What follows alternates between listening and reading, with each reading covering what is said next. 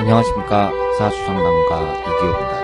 오늘은 2017년 4월 8일 토요일입니다. 이기호의 실전사주 분석 시작하도록 하겠습니다.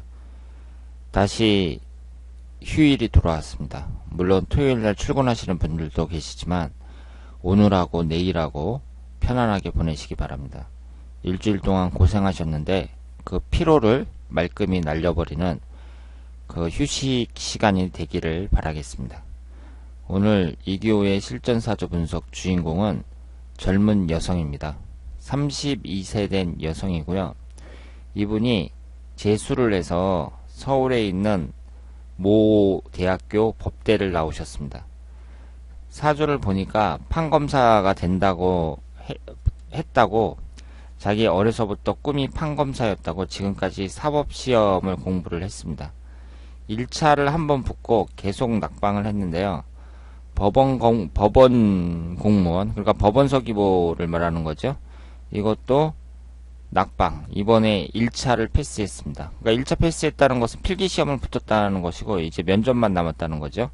아직 합격 발표 전인데 또다시 로스쿨을 가겠다고 하는데, 이웃인 제가 봐도, 그러니까 신청하신 분이 그 이웃 사촌이신가 봐요.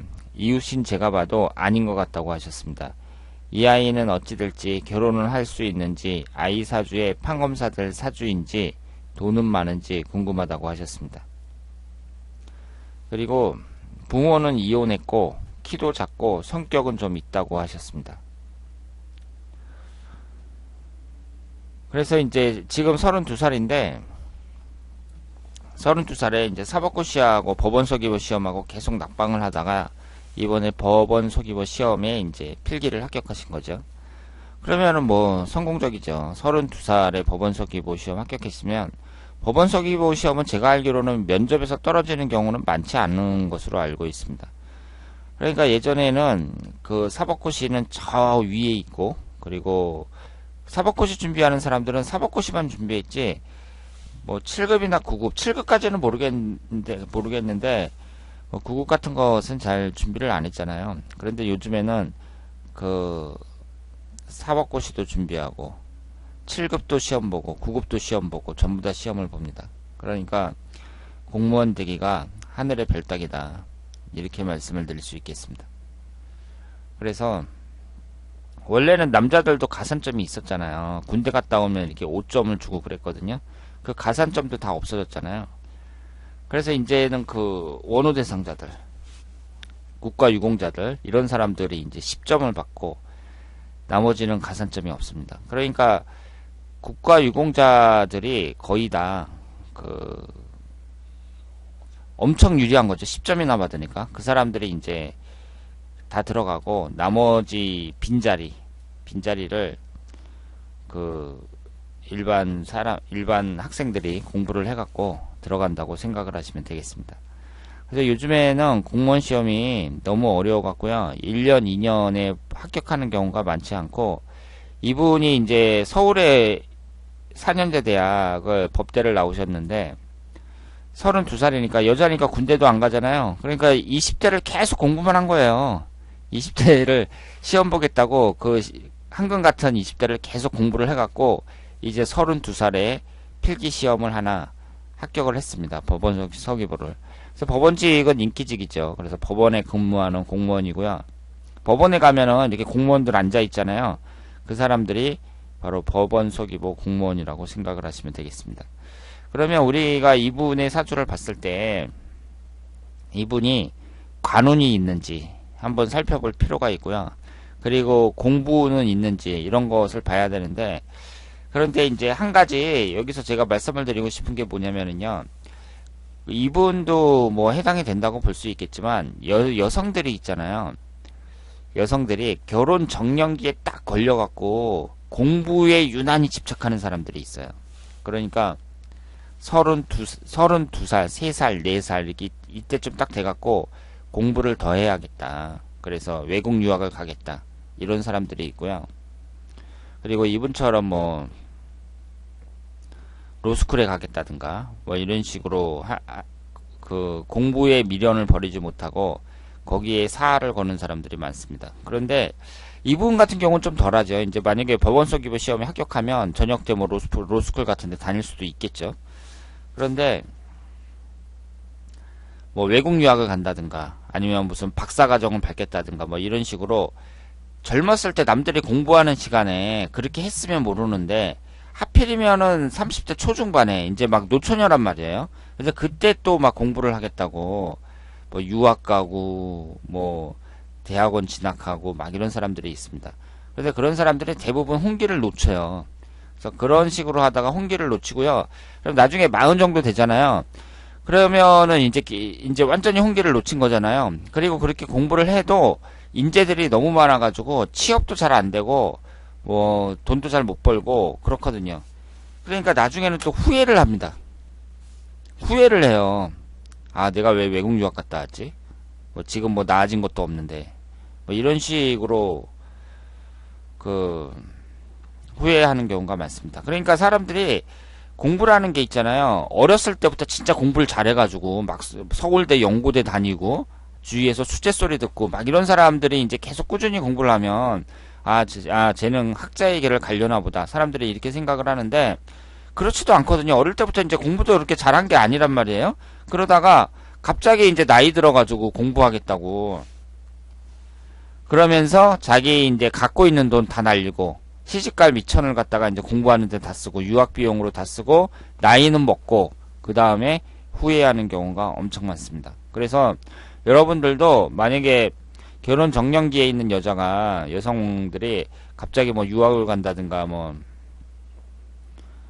박사과정을 밟겠다든가 막 이런 식으로 결혼도 포기하고 그 공부에 막 집착하는 사람들, 이런 사람들은 좀 조언을 해주셔야 돼요. 결과가 안 좋은 경우가 상당히 많습니다. 그리고 그렇게 공부를 해갖고 만약에 좋은 자리를 뭐 취직을 잘 했다든가 그러면 또 괜찮은데 그렇지 못하거든요. 그냥 나이만 먹고 학력만 높아진 거예요. 그래서 우리나라 사람들 보면은 잘 배운 사람들이 시집을 못 간대잖아요. 또 그렇게 이제 막 유학 갔다 오고 뭐 박사학위 받고 막 이러면 눈은 또 상당히 높을 게 아니에요. 그러니까 이 여성분들이 나이는 이제 30대 후반이나 40 정도 돼버렸고 눈은 또 엄청 높아요. 그러니까 시집을 못 가는 거죠.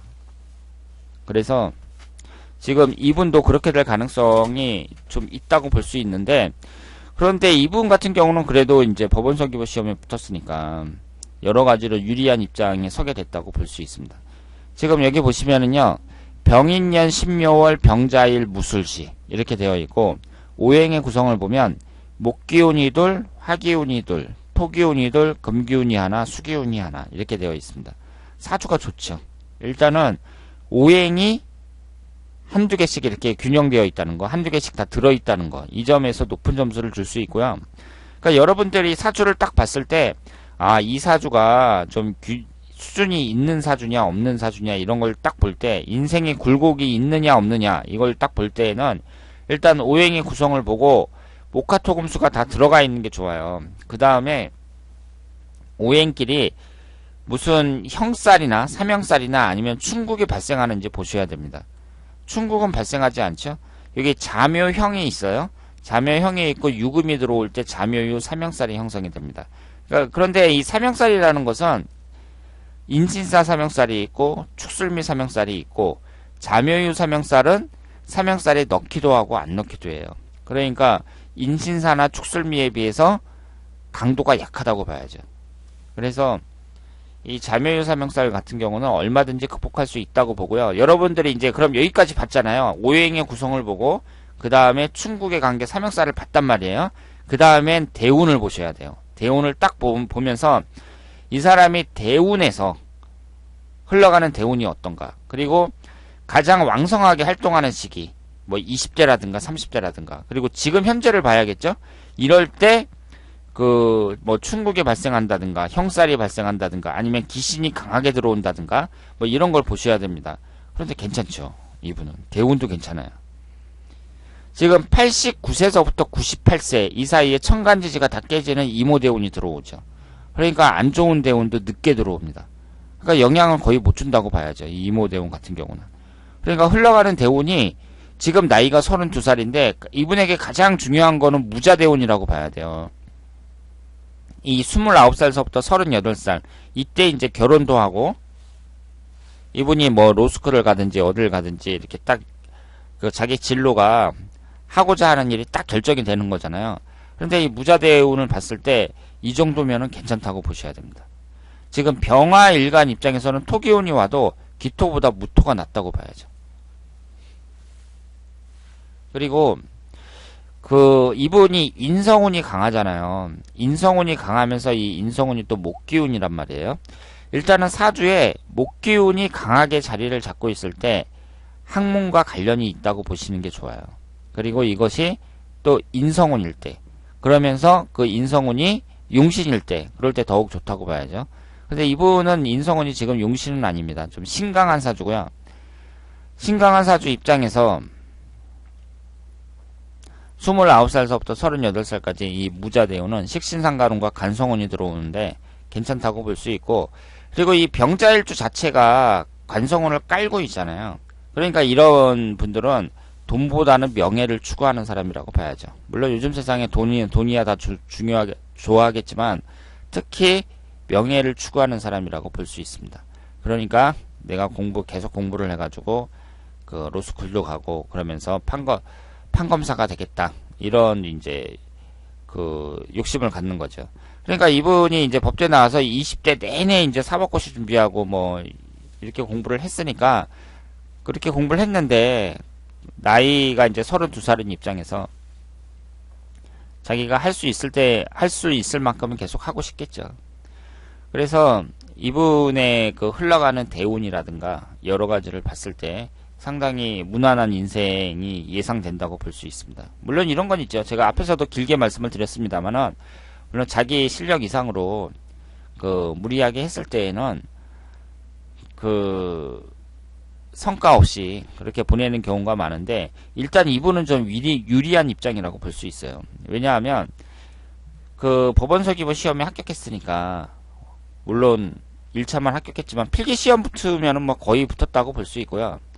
이 직장이 안정되어 있다는 점, 그리고 그 직장이 법과 관련된 부분에서 그 법원에서 일하게 됐다는 점하고, 그리고 옛날처럼 이렇게 사법고시 같은 경우는 사법고시 시험을 봐서 이렇게 합격하는 경우는 떨어지면 아무것도 아니잖아요. 그런데 지금 로스쿨 같은 경우는 일단은 그 제도적으로 그런 시스템을 만들어 놓고 거기에 통과된 사람은 무조건 변호사 자격증을 주는 거잖아요.